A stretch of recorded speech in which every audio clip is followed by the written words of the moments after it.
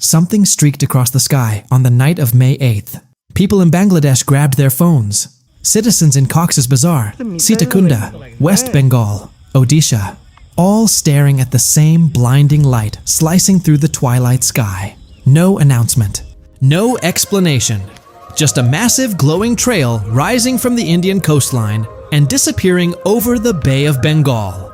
India had just launched something, and the whole region watched it happen live. The launch came from the Integrated Test Range, near Chandipur and Abdul Kalam Island, India's premier strategic missile testing facility on the Odisha coast. But here's what made this different from routine tests.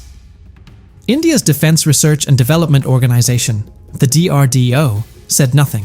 The Ministry of Defense said nothing. Zero. Complete silence. No press release, no tweet, no confirmation. In the world of military signaling, silence is not just a non-answer. Silence is the answer. When a major missile launch happens over one of the world's most watched strategic corridors, and the government refuses to comment, that silence sends a louder message than any press briefing ever could.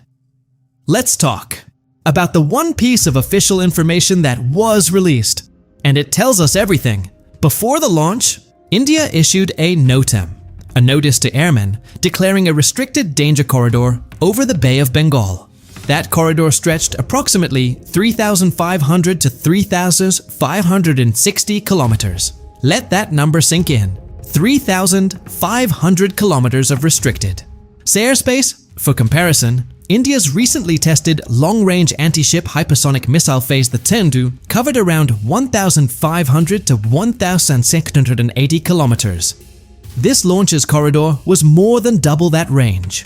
Defense analysts immediately noted, you do not declare a 3,500 kilometer maritime exclusion zone for a tactical or anti-ship weapon.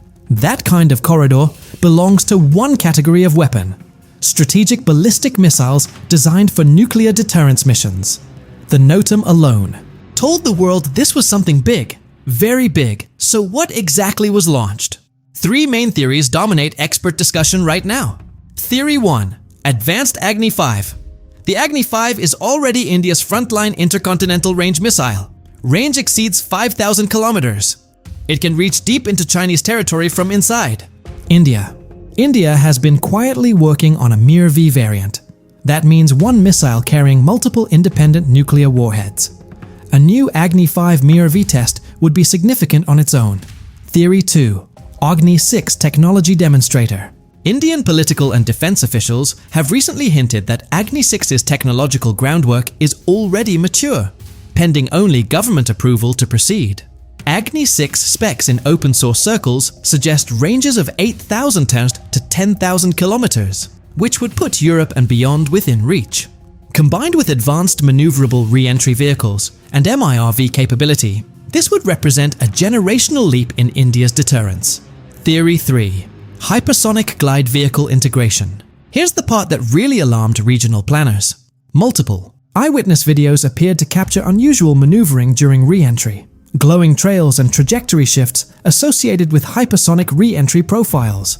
All ballistic missiles technically reach hypersonic speeds during re-entry. But maneuverable hypersonic glide vehicles are a different beast entirely. They can dodge missile defense systems mid-flight, making interception nearly impossible. If India tested a maneuverable hypersonic payload on a strategic ballistic missile, that is a direct message to both China's expanding anti-ballistic missile network and Pakistan's strategic planners. Now let's talk about timing, because this is not coincidence. The launch window fell between May 6th and May 9th, 2026. That is the first anniversary of Operation Sindoor, India's tri-service precision strike campaign launched on May 7, 2025, targeting terrorist infrastructure inside Pakistan and Pakistan-administered Kashmir. Operation Sindoor was a turning point. It demonstrated India's willingness to conduct coordinated cross-border precision strikes following a major terror attack. By firing a long-range strategic missile during that exact anniversary window, India sent a layered message. First message: India's conventional precision strike doctrine, shown in Operation Sindoor, is now backed by an evolving strategic nuclear deterrent. Second message: that deterrent is not standing still. It is advancing.